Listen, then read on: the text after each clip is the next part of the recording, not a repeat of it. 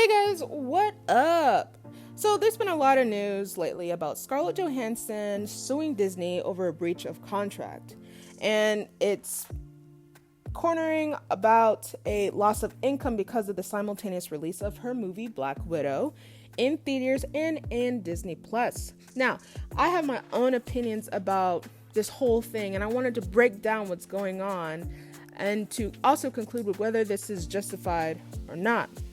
Now, I just want to add that I'm not a lawyer. I don't have any legal expertise or anything like that. So all I'm doing is just speculating and adding my own 2 cents. But before I get on with this video, don't forget to like and subscribe and tap that notification bell so you can be notified about future videos. All right, let's get on with the video. So here's the facts. After reading multiple articles, NBC News, BBC News, the Wall Street Journal, I believe is the name of that, and others, I have been able to compile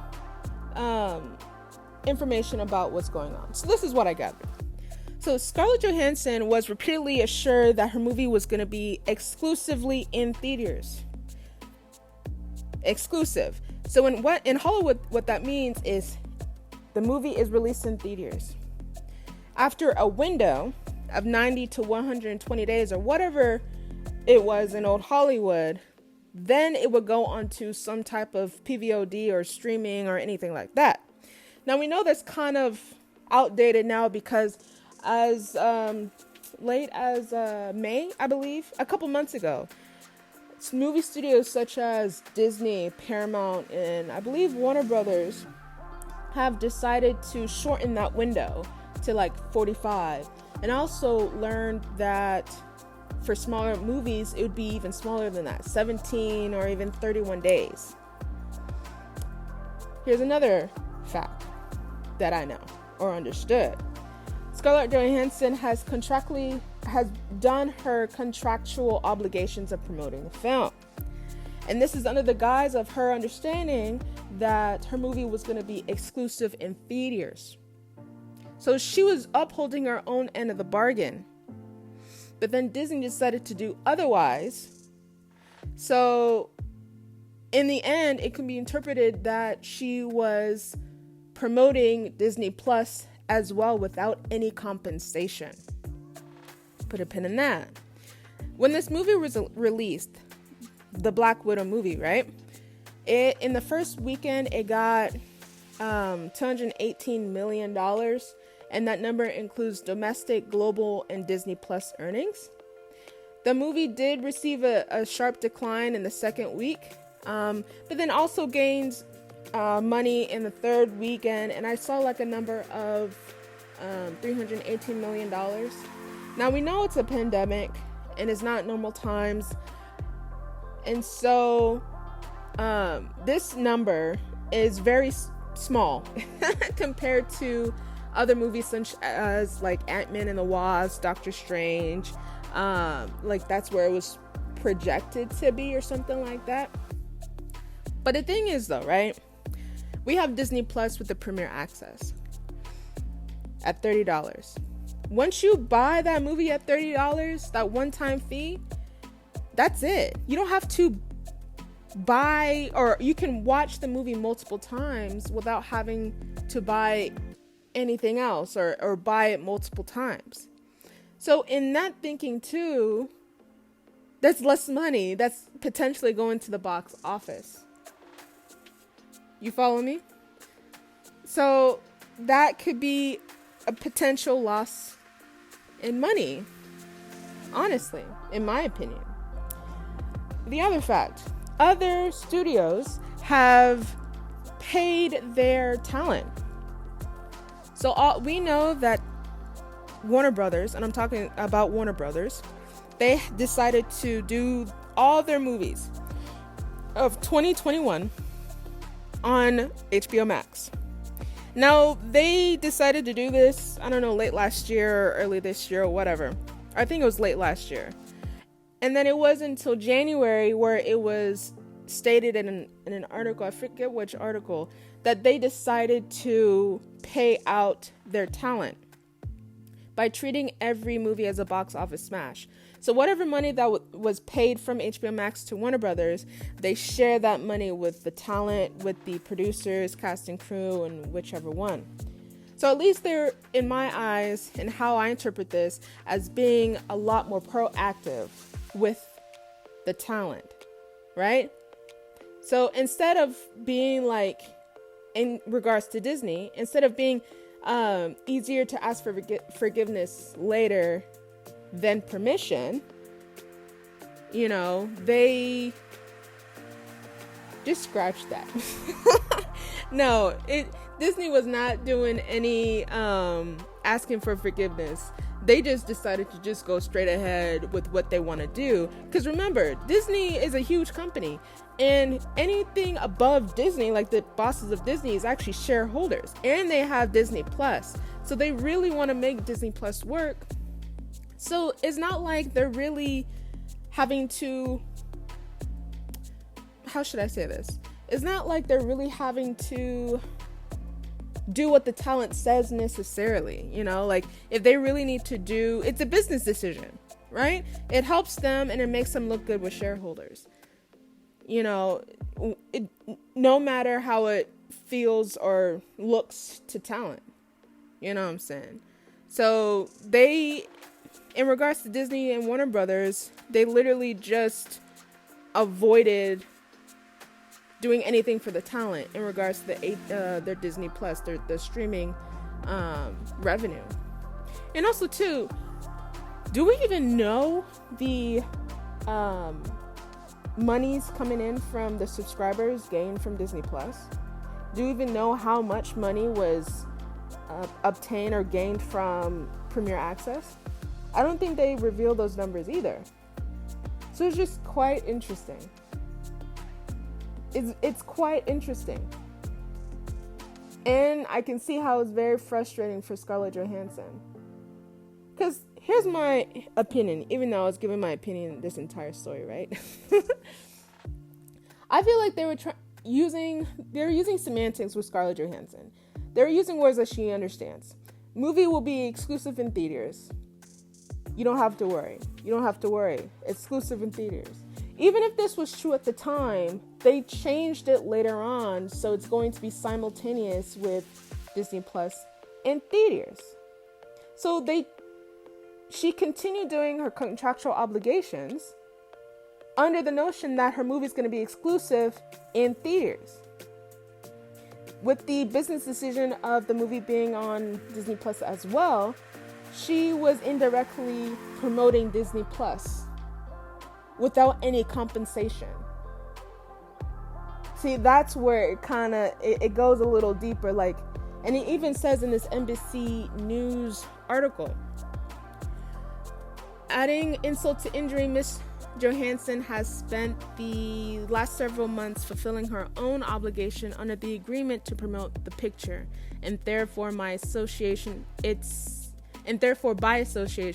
release on Disney Plus. In other words, Disney has enjoyed the benefits of having one of the Hollywood's top actresses promote its wholly owned subscription service at no additional cost to Disney, and with the intended effect of taking money out of that actress's own pocket. See? So, I don't know. It's just really slime. It just feels really slimy to me. It really does. And also, the thing is, why didn't they resolve this prior to the release of the movie? Right? Like, I've heard there was rumors of this possible lawsuit or possible tension, but the thing is, like, it got to a point where it was released publicly. Like, why wasn't this resolved prior to the release of the movie? And it's not like there was no precedent of that happening before. Like, we had Warner Brother doing it right before all the movies for 2021 were going to be released.